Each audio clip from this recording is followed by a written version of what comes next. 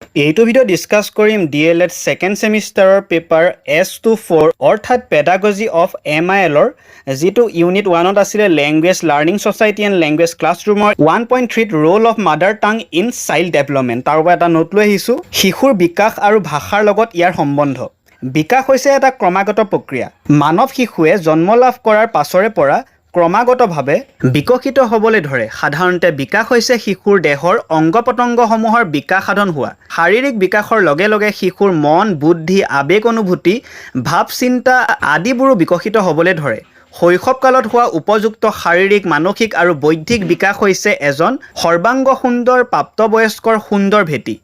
মানুহৰ জীৱনৰ শৈশৱকালটো হ'ল অতিশয় গতিশীল এই গতিশীল সময়ছোৱাত শেষৰ পিনে শিশুৰ বিকাশৰ গতি তাৎপৰ্যপূৰ্ণ হৈ পৰে ইতিমধ্যে এৰি অহা দিনবোৰতকৈও তেওঁ কিছু পৰিমাণে বেলেগ স্তৰত উপনীত হৈছেহি বুলি তেওঁ অনুভৱ কৰে শিশুৱে কেইটামান বৈশিষ্ট্যপূৰ্ণ স্তৰৰ মাধ্যমেৰে অতিক্ৰম কৰিবলগীয়া হয় শিশুসকল এটা অৱস্থাৰ পৰা আন এটা অৱস্থালৈ উন্নীত হোৱাৰ মাজত কোনো ব্যৱধান নাই এদিনতে শিশু ঘপককৈ ডাঙৰ হ'ব নোৱাৰে অথবা পৰিৱৰ্তনবোৰো সহজে হোৱা দেখিবলৈ পোৱা নাযায় শিশুসকলৰ বিকশিত ধাৰণাটো আমি জন্মৰ আগৰ অৱস্থা শৈশৱকাল বাল্যকাল বয়সন্ধি আৰু প্ৰাপ্তবয়স্ক কাল পাওঁ যদিও আমাৰ পৰিৱেশত সোমাই পৰা সময়ছোৱা হ'ল 6 পৰা 14 বছৰ এই সময়ছোৱাত সম্পূৰ্ণৰূপে বাল্যকাল পৰে আৰু আগতীয়া কৈশোৰকাল অৱস্থাৰ কাল পৰে শিশুৰ বিকাশৰ লগত ভাষাৰ সম্বন্ধ মন কৰিবলগীয়া ধৰণৰ আমাৰ মনৰ বহল কোণত যি বিচিত্ৰ চিন্তাধাৰাৰ উদয় হয় সেইবিলাক আমি ভাষাৰ মাধ্যমেৰে আনৰ আগত প্ৰকাশ কৰিব পাৰোঁ শিলালিপি গ্ৰন্থৰাজি ভাষা চিত্ৰণ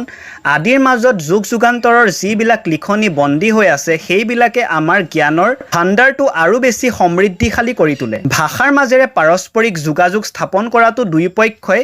বিভিন্ন ধৰণৰ ধাৰণাৰ উমান পায় আমাৰ সহজাত আৰু আৰ্জিত প্ৰেৰণাবোৰ ভাষাৰ সহায়ত বিকশিত হয় শিশুৰ বিকাশত ভাষাৰ দুটা অৱস্থা থাকে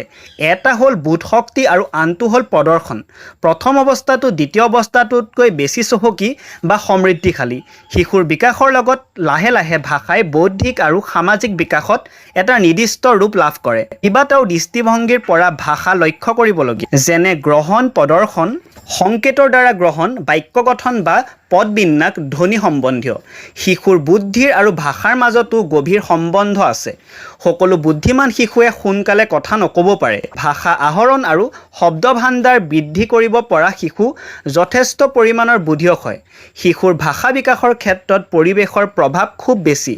উন্নত সংস্কৃতিবান পৰিয়ালৰ শিশুৱে সাধাৰণতে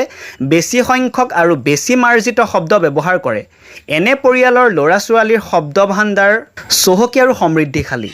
সামাজিকভাৱে অনুন্নত পৰিয়ালৰ মাক দেউতাকে উন্নত শব্দ ব্যৱহাৰ নকৰাৰ ফলত তেওঁলোকৰ শিশুৰ শব্দৰ ভাণ্ডাৰ যথেষ্ট কম হোৱা দেখা পোৱা যায় শিশুৰ মানসিক জগতত ভাষা প্ৰয়োগৰ সাধাৰণ কৌশল আৰু সামৰ্থ্যৰ গুৰুত্ব অধিক এটা মানৱ শিশুৱে তাৰ সকলো ধৰণৰ দেহ মানসিক প্ৰয়োজনৰ বিষয়ে সাধাৰণ ভাষাৰ মাজেৰে আমাক জ্ঞাত কৰায় ভাষা বিকাশৰ বিভিন্ন স্তৰত শিশুৰ মনোজগতত কি পৰিৱৰ্তন ঘটে সেই দিশলৈ লক্ষ্য ৰাখিব লাগিব গতিকে এইটো ভিডিঅ'ত এইটো নতে ডিসকাস কৰিলো